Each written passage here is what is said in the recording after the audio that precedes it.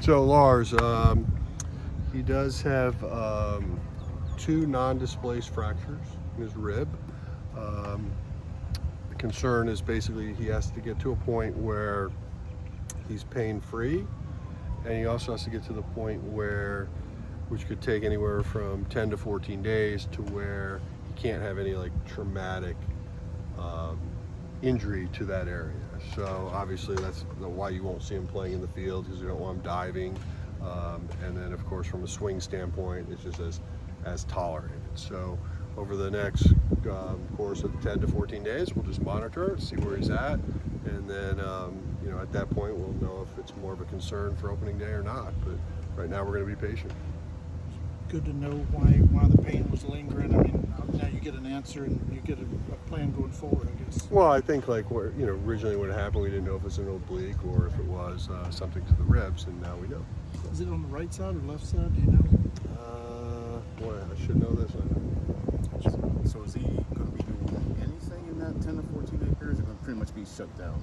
No, he can still move around, but it's really just as tolerated.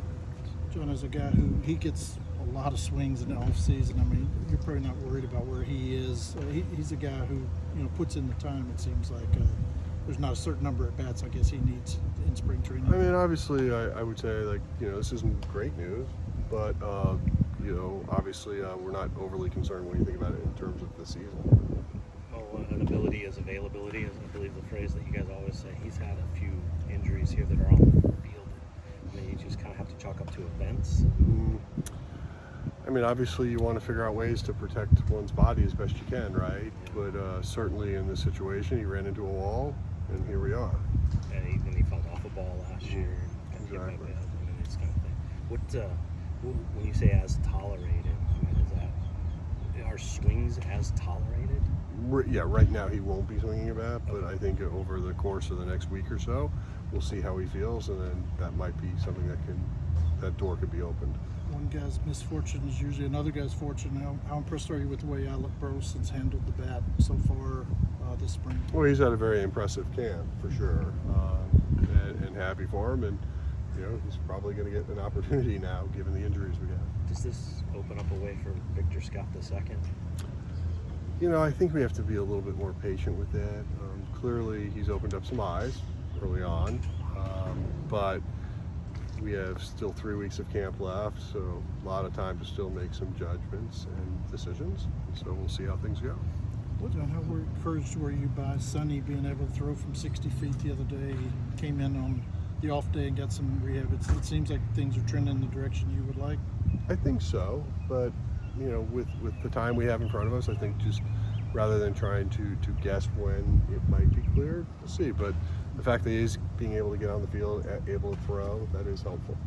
Realizing that there's, like you said, still 3 weeks, what's the level of concern, at least right now, that the guy you had as your starting center fielder, Tommy, is still rehabbing, now Lars potentially, depending on what happens in the next 10 to 14 days, may not be there for opening day?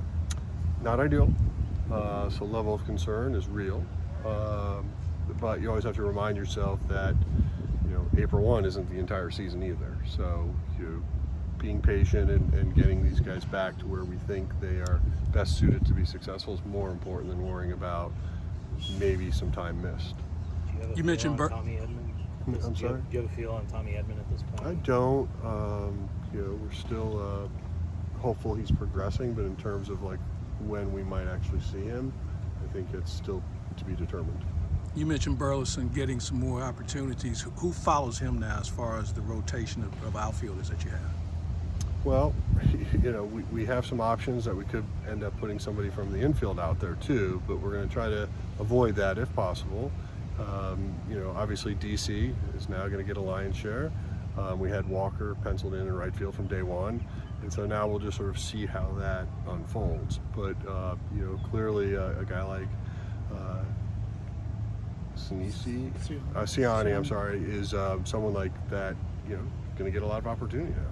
John Siani had a good day the other day. He threw out a runner at home. What have you seen from him? Well, I think he's an elite defender, and I think from an offensive standpoint, there's some things he is trying to work on and to try to help us. But I do think just from a pure center fielder standpoint, like he can do that job.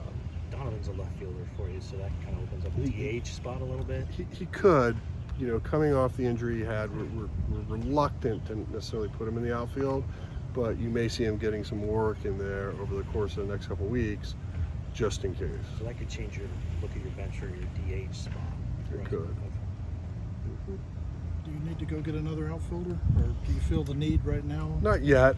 Obviously, I think, you know, as this camp unfolds, we'll see if that changes. You know, with Tommy, you've been through this a lot with various players. What's your sense of when you want to make a call on that for a hitter? What's fair as far as how much ramp up or game action a hitter needs? Well, if the question is like how much time do we need before we decide if he's active for opening day or not? I mean, I don't think he's tracking in that right now, but the bigger question for me is then how much longer are we waiting? That's okay. So you don't expect him on opening day at this point? I think right now that would be doubtful. Okay. That's why I asked. So we're still learning more. There's a better chance that Lars is back by opening day than Tommy. I feel that's right.